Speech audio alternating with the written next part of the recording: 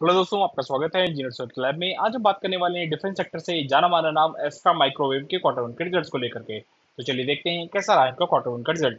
सबसे पहले अगर हम कंपनी के डेटा की बात करें तो कंपनी जितना भी डेटा दिया वो सारा लाख में है, तो जो भी हम बात करने वाले हैं करोड़ में कन्वर्ट करने के बाद ही करने वाले हैं। अगर हम कंपनी के रेवेन्यू फ्रॉम ऑपरेशन की बात करें, जो कि इस क्वार्टर में 199 करोड़ के रहे हैं, जो लास्ट क्वार्टर में 407 करोड़ के थे, और लास्ट सेम क्वार्टर में 155 करोड़ के थे। तो कंपनी की सेल 155 करोड़ से बढ़कर के 199 करोड़ की हो चुकी है, जो कि तकरीबन हमको 30% से ईयर ऑन ईयर बेसिस पे ग्रो होती हुई दिखाई दे रही है। अगर हम कंपनी के खर्चों की बात करें, कंपनी ने 182 करोड़ के खर्चे रिपोर्ट करे हैं, जो लास्ट क्वार्टर में 318 करोड़ के थे, और लास्ट सेम क्वार्टर में 149 करोड़ के थे।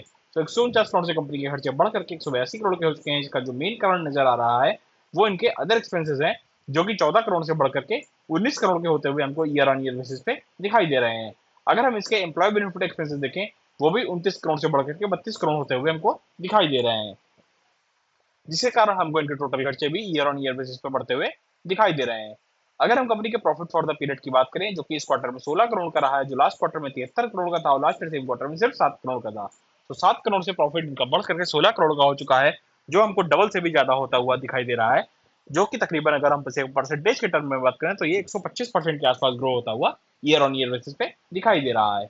अगर हम कंपनी के ईपीएस की बात करें, तो कंपनी ने जो ईपीएस डिक्लेयर किया है वो 1 रुपए 71 पैसे का किया है, जो लास्ट क्वार्टर में 7 रुपए 74 पैसे का था, और लास्ट सेम क्वार्टर में ये 0 रुपए 76 पैसे का था। तो 76 पैसे से बढ़ करके अब 1 रुपए 71 पैसे का हो चुका है, जो कि तकरीबन हमको 125% के आसपास ही ग्रो होता हुआ दिखाई दे रहा है।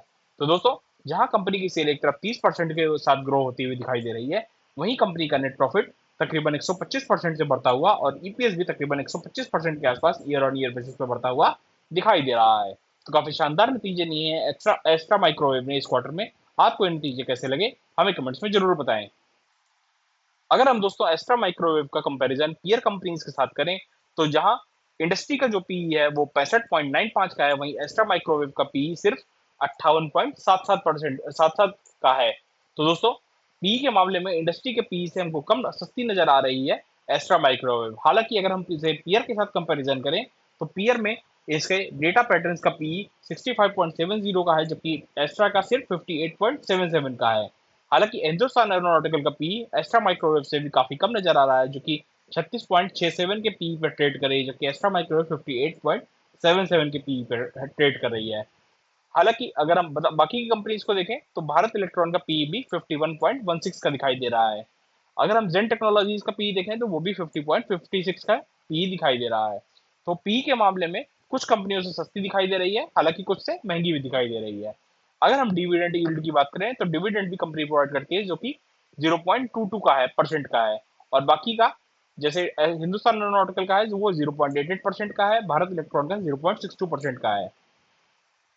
अगर हम दोस्तों क्वार्टरली प्रॉफिट की बात करें, तो क्वार्टरली प्रॉफिट के मामले में इस क्वार्टर में इनका 125% का प्रॉफिट रहा है, जबकि बाकी की कंपनीज का प्रॉफिट जो है, जैसे हिंदुस्तान एरोनॉटिकल का है वो माइनस में रहा है, भारत इलेक्ट्रॉन का 22% का ही सिर्फ रहा है, गार्डन रीच जीआरएससी का 37% का रहा है, जबकि इसका एस्ट्रा माइक्रोवेव का 125% का प्रॉफिट रहा है। तो प्रॉफिट के मार्जिन में काफी अच्छी दिखाई दे रही है बाकी की पीयर कंपनीज के साथ।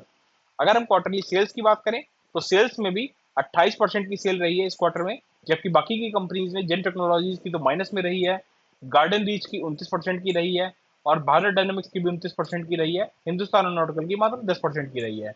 तो सेल के मामले में बाकी कंपनीज को टक्कर देती हुई दिखाई दे रही है, और बाकी लगभग बराबर ही दिखाई दे रही है, बल्कि भारत डायनामिक्स और गार्डन रीच बिल्डर की बात करें तो।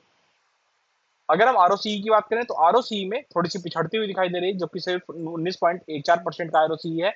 बाकी की जहां हिंदुस्तान एरोनॉटिकल का 33.88% का है, भारत इलेक्ट्रॉन का 38.88% का है, गार्डन रीच का 37.28% का है, जबकि इनका एस्ट्रा माइक्रोवेव वालों का सिर्फ 19.14% का आरओसी है। तो आरओसी के मामले में थोड़ी सी पीछे जरूर है।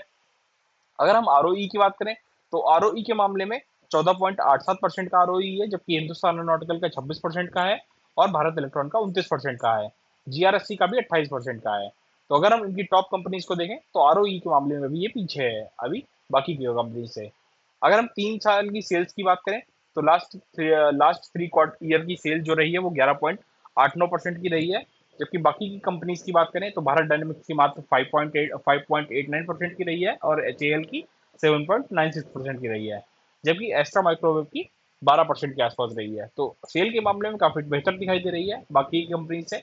अगर हम डेट टू इक्विटी रेशियो की बात करें तो डेट कंपनी पर डेट जरूर थोड़ा सा दिखाई दे रहा है, जो कि 0.39% का है।